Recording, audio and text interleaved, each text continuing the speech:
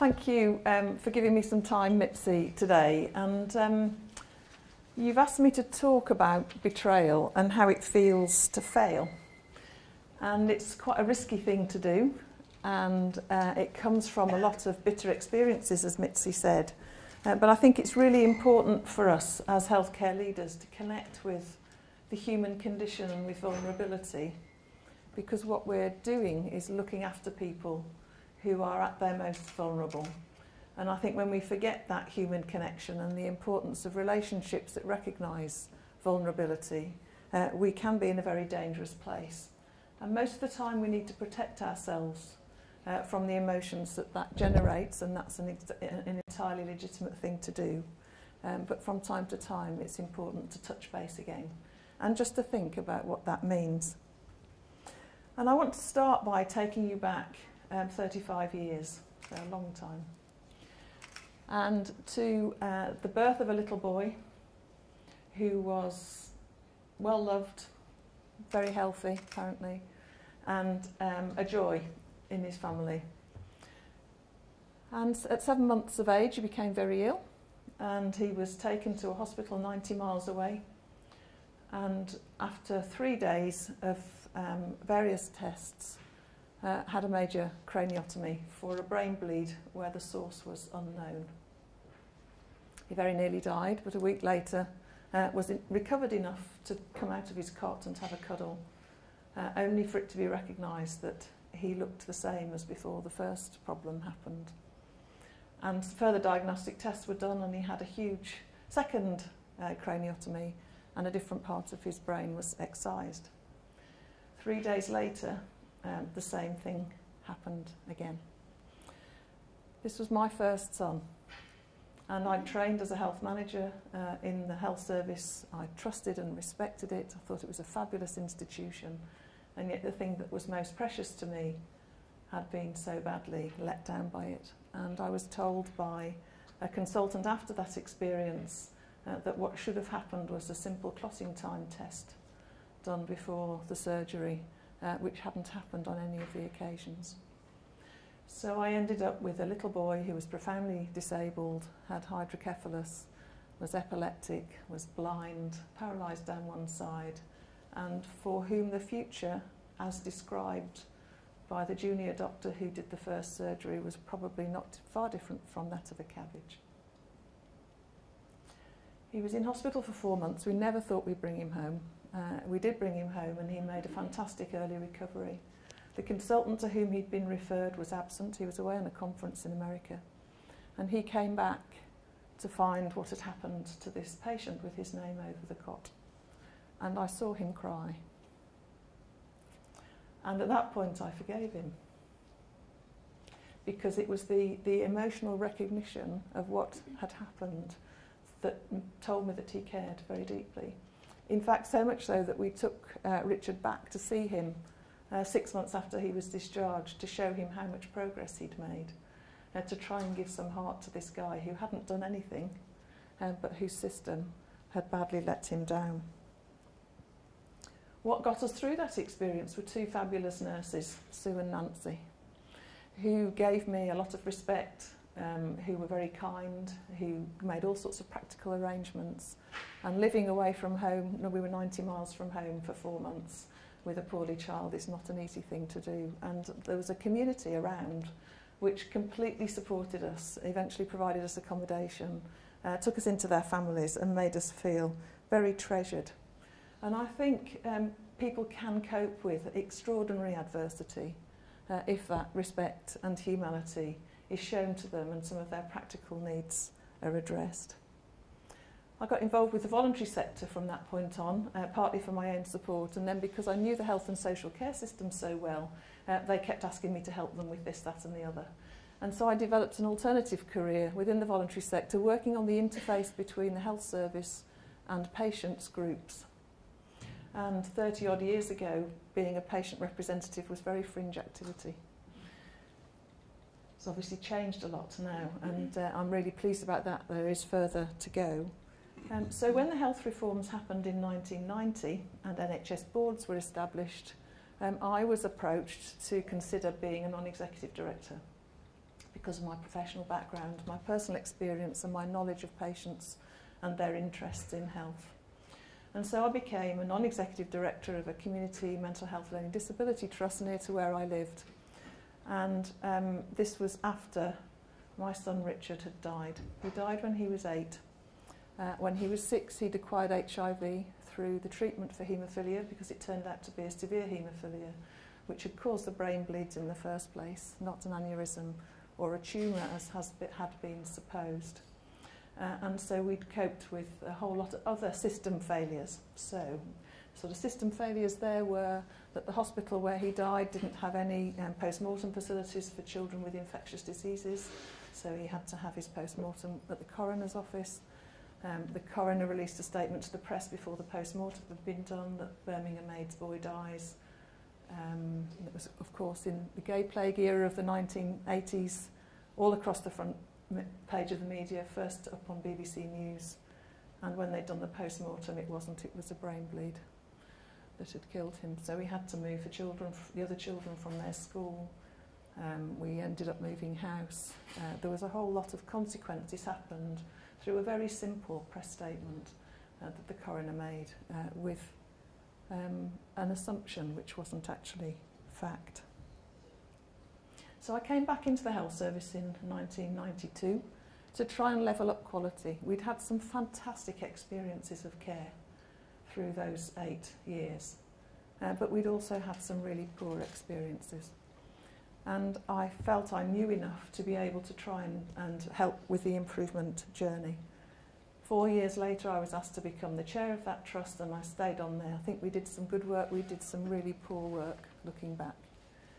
But in 2002, when health authorities were set up, I applied to be the chair of the health authority, really to see how far a woman could get in this new equal system, because it was very much a male labour mafia in my part of the world, and was stunned when I got the job. And initially there were 28 health authorities, as you'll remember. Birmingham, the Black Country, was the one that I was chairing. It was small, although it was, I think, the 4th biggest in England. We had 25 different organisations. I could know the chairs very well, their chief executives, most of the people on the boards. And I set out to do 3 things which I feel are really important to me. And they can be encapsulated in 6 words, which are seek justice, pursue kindness, and walk humbly. And so my approach was different from some others, which was really to try and support the chairs to do their best work. And as a consequence, got very close to quite a lot of them and tried to help them think through the dilemmas they faced and how to do it better. The difficulty then for me was when I had been part of a system that appointed people who couldn't do the job.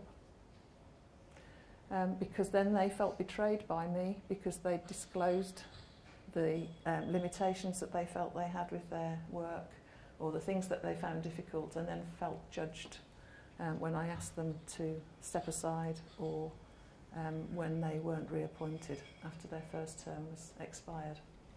And again, I learned some really difficult things about the need to take responsibility for mistakes that I make, but also for dealing with the consequences of those mistakes, and how I can't do the right thing by everybody as a leader.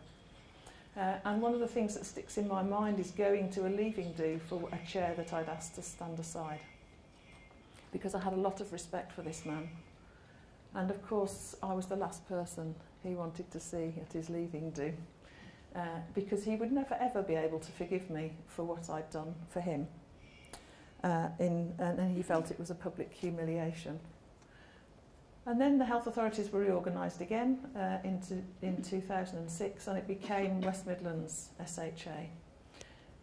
And we took on a huge number of new organisations, mid-staffs included. And in 2006, I was responsible directly for the performance management of 57 people. Just imagine that as a spread of responsibility.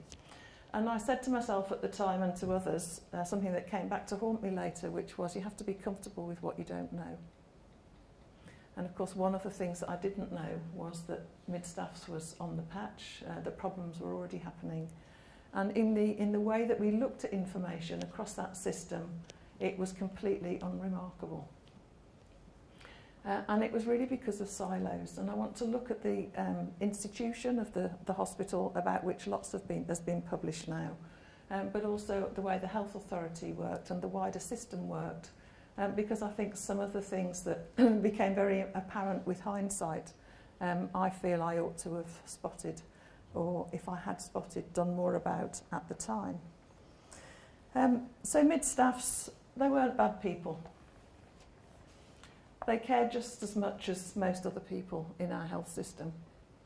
But good people can sometimes make bad decisions, and they can do bad things when the system makes it very difficult for them to keep doing the right things.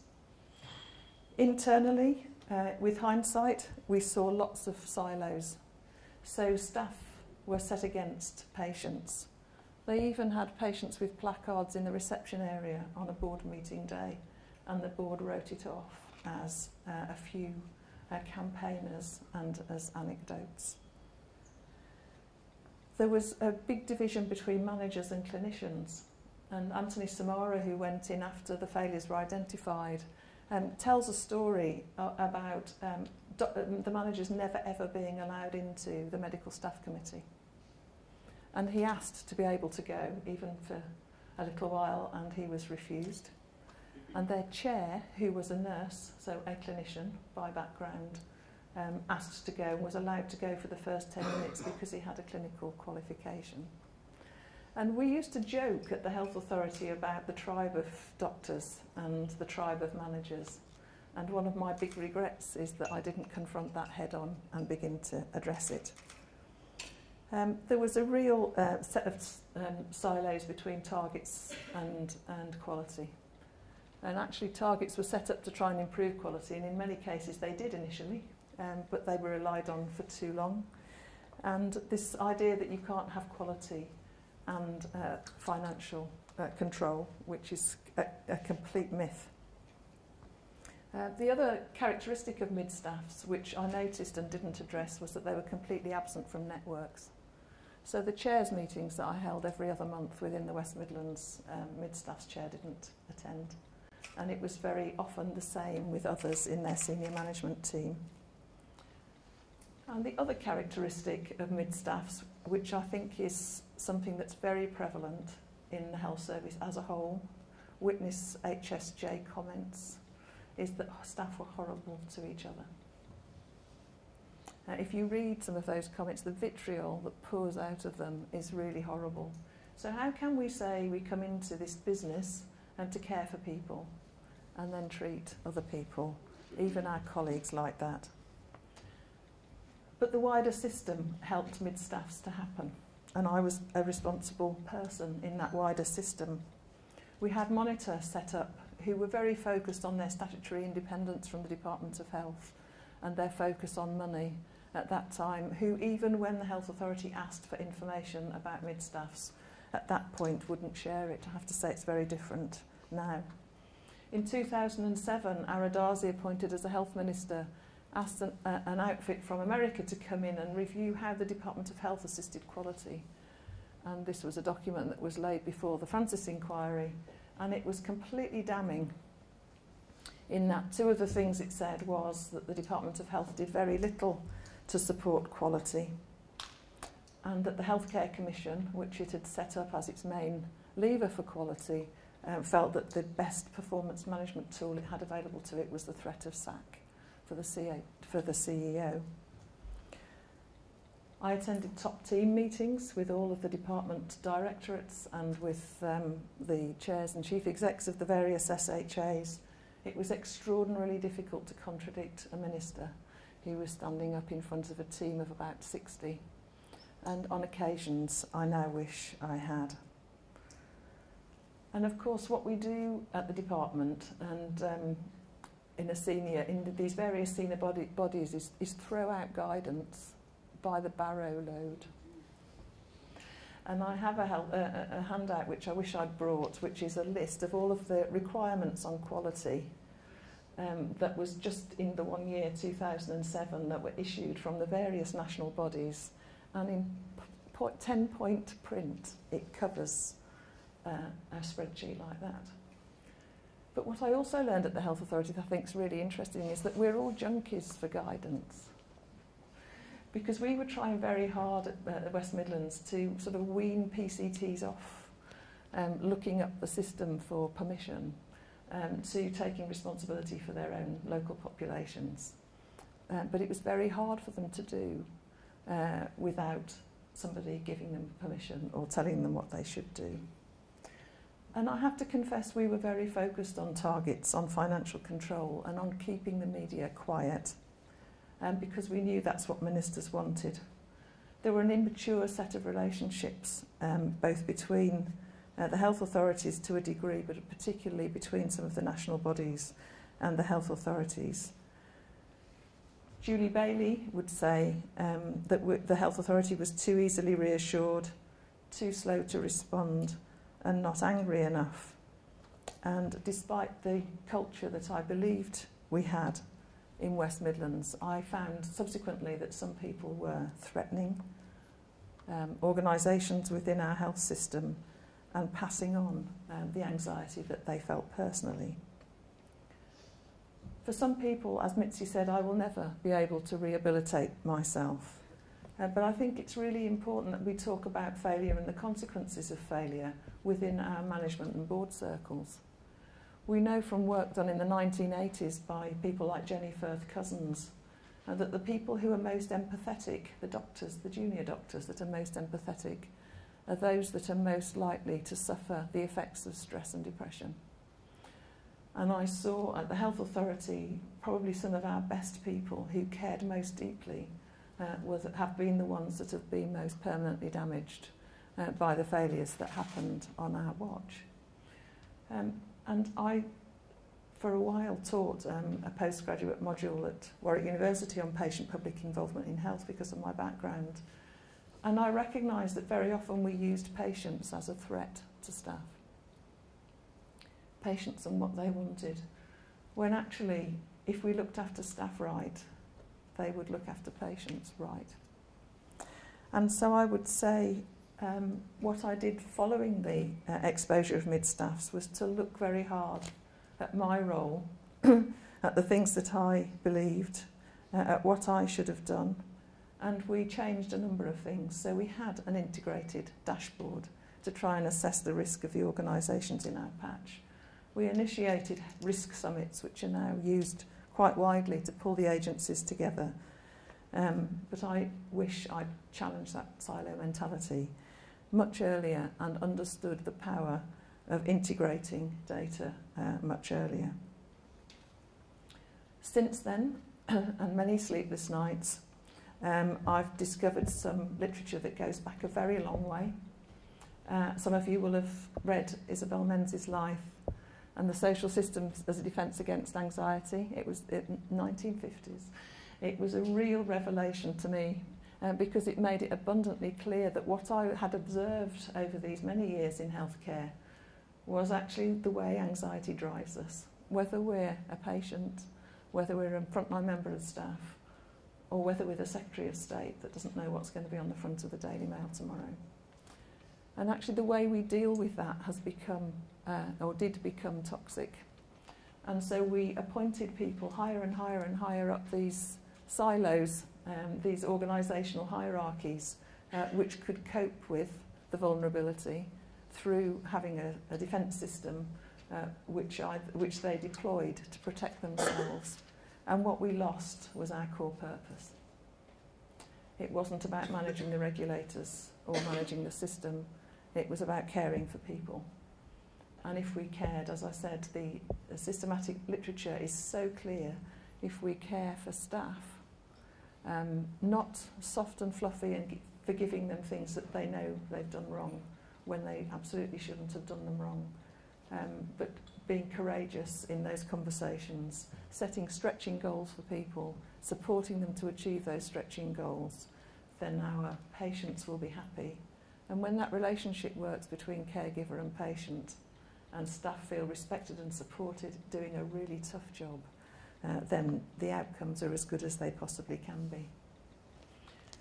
So I could talk a lot longer, but there's some of my reflections on a variety of failures, whether it's being on the receiving end, whether it's giving out or leading a system that is failing, or whether it's at a personal level having to let people down who feel that they have trusted me. And I think what it's done is made me more thoughtful. In a sense, it's made me more courageous. Above all, it's made me understand the psychology and the human dynamics of healthcare.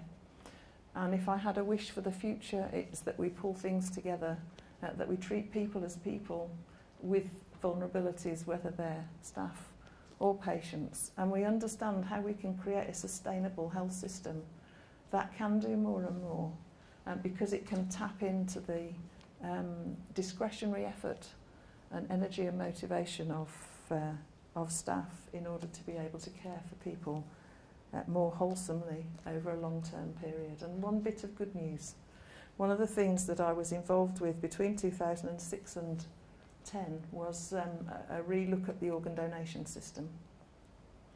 And you may have seen in March this year, May this year, when the data came out, that we've improved by 50% over the last 5 years the number of donors who will give organs to people who are waiting on the transplant list when they die.